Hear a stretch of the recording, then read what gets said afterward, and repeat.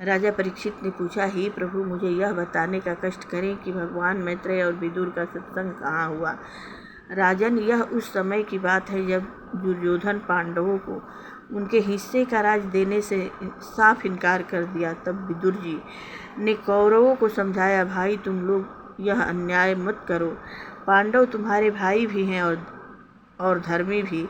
उनके साथी कृष्ण जी हैं जो स्वयं भगवान विष्णु के अवतार हैं। दुर्योधन ने विदुर की बातें सुनकर क्रोध भरे स्वर में कहा, विदुर, तुम पापी हो, कपटी हो, धोखेबाज हो, हमारे ही टुकड़े पर पलने वाले आज हमारा विरोध कर रहे हो। तुम्हें हमारे हस्तिनापुर में रहने का कोई अधिकार नहीं है, तो तुम्हारी शक्ल तक देखना नहीं चाहता। दुर्योधन के यह कड़वे शब्द सुनकर विदुर जी हस्तिनापुर को छोड़कर चले गए और तीर्थ यात्रा के साथ साथ प्रभु भक्त बन गए। जिस रात ईश्वर की उपासना में डूब गए, घूमते घूमते वे जब यमुना तट पर पहुँचे तो उनकी भेंट उद्धव जी से हो गई। मथुरा से आए थे, उससे विदुर जी श्री कृष्ण जी के विषय में पूछा तो उद्धव जी उदास स्वर में कहने लगे, भैया विदुर, इन यादवों का तो दुर्भाग्य है जो श्री कृष्ण जी को समझ नहीं सके। उन्हें यह नहीं पता कि श्री कृष्ण प्रभु का अवतार है। वे सब तो आपस में लड़ते रहते हैं। यही नहीं, उनके बच्चों ने एक बार दुर्वासा मुनि के आश्रम में जाकर उसका मजाक उड़ाया, जिसके कारण मुनि जी ने सारे यादवों को श्राप दे डाला। उस श्राप के प्रायश्चित के लिए वे इधर उधर दौड़ते फिरे।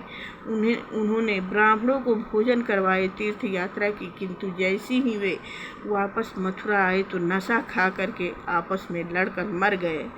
यादवों के इस प्रकार आपसी झगड़े करने का समाचार सुनकर कृष्ण जी के मन को बहुत दुख हुआ। मैं जब उनसे मिला तो वे उदास स्वर में बोले, मुनिवर हमारी कृपा से तुम्हारा यह अंतिम जन्म है। इसके पश्चात तुम मानव जन्म नहीं धारण करोगे। अब आप द्वारिका आश्रम जाकर हरि उपासना करो। मेरा ज्ञान तुम्हारे साथ है। हे उद्धव जी, जो ज्ञान आपको कृष्ण ने दिया था वह मुझे भी तो सुनाइए ना। विदुर जी, यदि आप इस ज्ञान को पाना चाहते हैं तो मैत्रेय जी की आराधना करो, वही तुम्हें उपदेश देंगे। बस अब मैं द्वारिका आश्रम जा रहा हूँ। यह कहकर उद्धव जी चले गए।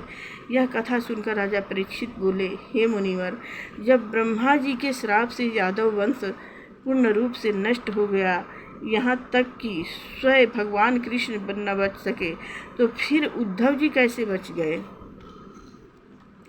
केवल भगवान कृष्ण के लिए वरदान की शक्ति ही उन्हें बचा पाई। भगवान कृष्ण ने कहा कि जब मैं इस संसार को छोड़कर चला जाऊंगा तो मेरे पश्चात उद्धव जी ज्ञान की धरती पर उद्धव जी ही मेरे समान पूजे जाएं।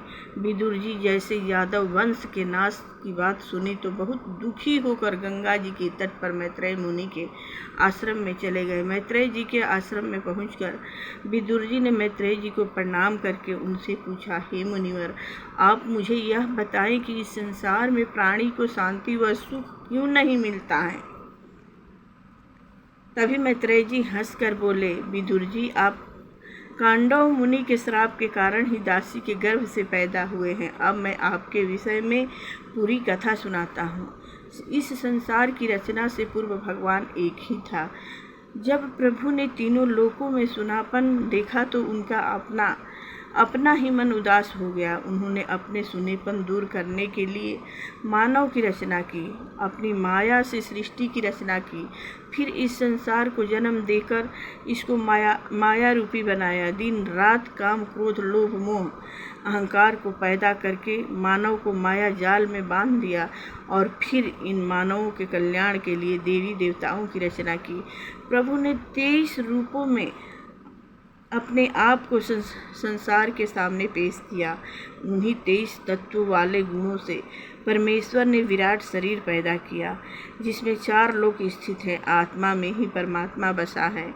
आत्मा से ही ज्ञान पैदा होता है। इस ज्ञान के प्रकाश के लिए प्रभु के मुख से यह वेद पैदा हुआ है।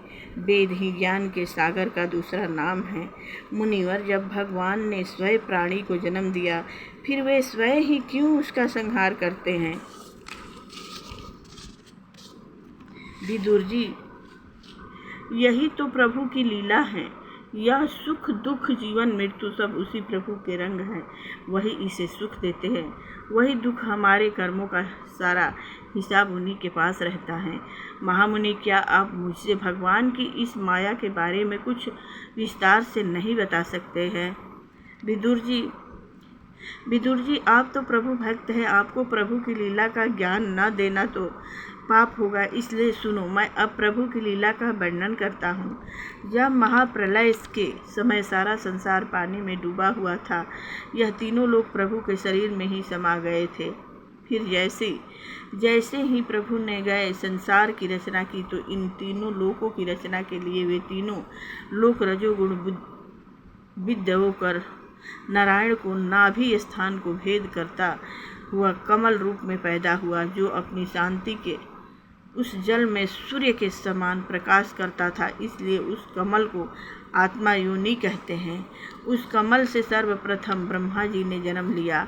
ब्रह्मा जी ने 9 वर्ष तक प्रभु की आराधना करते हुए उनसे यह वरदान मांगी कि आप मुझे अपनी जैसी शक्ति ही दें, जिससे मैं पहले की भांति इस सृष्टि की रचना कर सकूं।